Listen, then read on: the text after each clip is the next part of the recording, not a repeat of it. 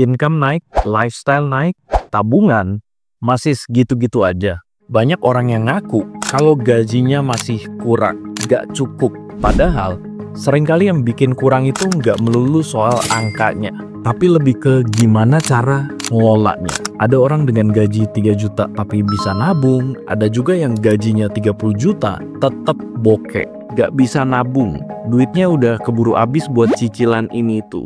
Bingung kan? So di video ini gue bakal bahas 7 level kekayaan yang bisa jadi indikator keuangan kalian. Jadi intinya bukan mau ngelihat seberapa kaya, tapi lebih ke ngukur selama ini progres keuangan kalian udah sejauh apa, udah lebih baik atau malah tambah buruk, dan strategi apa yang kita lakuin buat naik ke level selanjutnya. Langsung aja kita masuk ke level yang pertama, financial dependence atau ketergantungan finansial. Buat level 1 ini adalah tingkatan di mana itu masih ketergantungan sama sokongan orang lain, entah orang tua atau siapa, atau gali lubang tutup lubang sama utang. Dan bisa dibilang ini level dimana income-nya nggak bisa nutupin pengeluaran, nggak bisa nutupin bebannya. Apa yang bisa kita lakuin buat naik ke level selanjutnya? Yang pertama itu harus menyadari dulu kalau ini benar-benar di level yang paling bawah. Karena kalau nggak menyadari, mungkin entah nyaman bergantung sama orang tua atau susah buat kontrol konsumsinya, ya bakalan di level ini terus. Cari income tambahan apapun itu. Yang ketiga, stop utang yang bersifat konsumtif dan mulai bisa ngatur-ngatur utangnya. Bisa pakai metode snowball atau avalanche. Yang keempat, tracking seluruh keuangan kalian, dan setelah itu budgeting. Jadi di sini benar-benar bisa dipilah hal-hal mana yang sebenarnya tuh bersifat konsumtif aja, bukan terkait dengan kebutuhan dasar. Dan mirisnya, di level ini ada orang-orang yang sebenarnya income-nya udah cukup, bahkan di atas rata-rata. Tapi karena pola hidup yang konsumtif, akhirnya income-nya nggak bisa lagi nutupin beban lifestyle mereka yang jadi berkali-kali lipat. Naik ke level selanjutnya ada financial survival atau bertahan hidup. Biasanya orang-orang di level ini keuangannya udah nggak semiris di level yang pertama, udah mulai membaik. Jadi mulai bisa mencukupi untuk kebutuhan-kebutuhan biaya-biaya dasar kayak makanan, tempat tinggal, transportasi, utang atau cicilan itu masih ada, tapi bisa terkelola dengan baik. Dan biasanya mereka gajian selalu habis di akhir bulan. Dan yang ketiga, nggak punya tabungan sama sekali. Di level 2 ini, mereka nggak kekurangan. Tapi masalahnya, kalau ada satu krisis atau badai keuangan, misalnya kena PHK, atau tiba-tiba jatuh sakit, atau mungkin ada renovasi rumah yang makan biayanya cukup besar, ini bisa bikin keuangan jadi hancur. Jadi apa yang harus dilakuin? Yang pertama itu tetap mirip sama di level yang pertama, yaitu kontrol. Karena di level 2 ini, kalian cukup rentan untuk turun ke level 1 kalau kontrol keuangannya nggak dijaga benar-benar. Jadi tetap track semua keuangan, dan kalian bisa mulai pakai metode budgeting kayak 50, 30, 20, di mana kalian bisa alokasin penghasilan kalian ke 50% kebutuhan, 30% keinginan, dan 20% tabungan atau investasi. Yang kedua, kalian harus bisa mulai sisihin 3-6 kali pengeluaran bulanan kalian. Di saat keuangan udah mulai terkontrol, udah mulai membaik, mungkin udah bisa naik ke level selanjutnya, financial stability. Keuangannya udah mulai stabil. Biasanya udah punya dana darurat sebanyak 3-6 kali pengeluaran. Yang mana ini penting banget buat cover keuangan kalian. Udah mulai bisa sesekali nikmatin hidup. Bisa healing tipis-tipis, bisa pergi makan enak, tanpa overthinking soal uang. Terus bisa mulai setting target finansial jangka panjang, kayak mau beli rumah atau buat pensiun.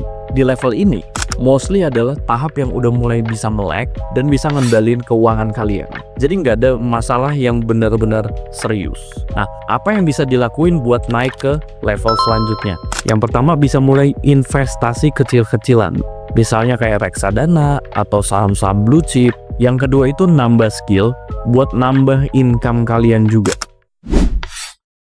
Di tahap ini, kalian biasanya udah punya uang lebih buat cover biaya bulanan kalian.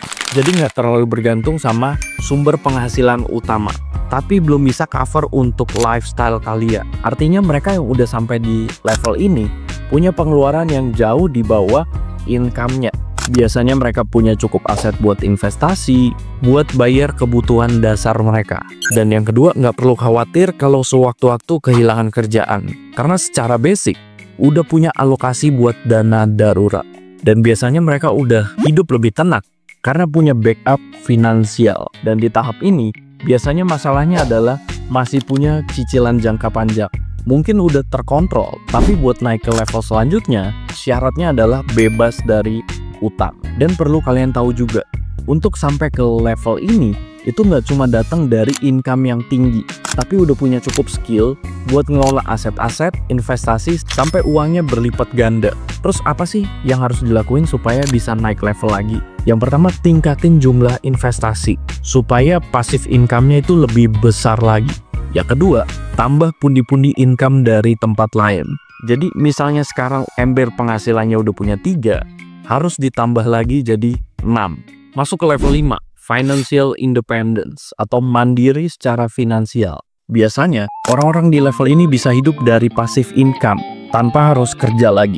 Income mereka itu bisa cover buat gaya hidup, tapi belum ke arah yang fancy. Terus mereka bisa pilih kerjaan sesuai dengan passion, bukan sekedar ngejar uangnya aja. Utang-utang jangka panjang juga udah mulai bisa dilunasin, kayak rumah atau cicilan kendaraan itu udah nggak ada lagi biasanya di level ini. Dan naik ke level selanjutnya, yang mana ini goals dari banyak orang, dan nggak banyak yang bisa sampai ke level ini.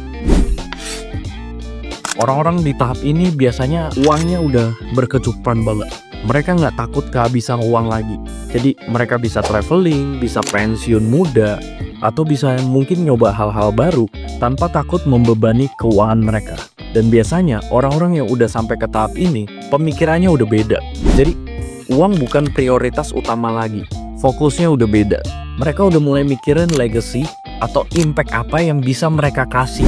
Mungkin ke orang sekitar atau bahkan ke negara. Kayak contoh mungkin pengacara kondang yang satu ini, yang udah ngasih banyak banget bantuan ke orang-orang yang butuh bantuan secara hukum.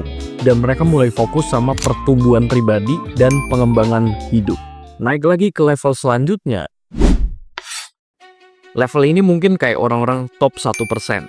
Kayak Elon Musk, Bill Gates, atau Mark Zuckerberg. Orang-orang yang ada di level ini mungkin ada di tahap yang kalau lu foya-foya seumur hidup mungkin gak akan habis.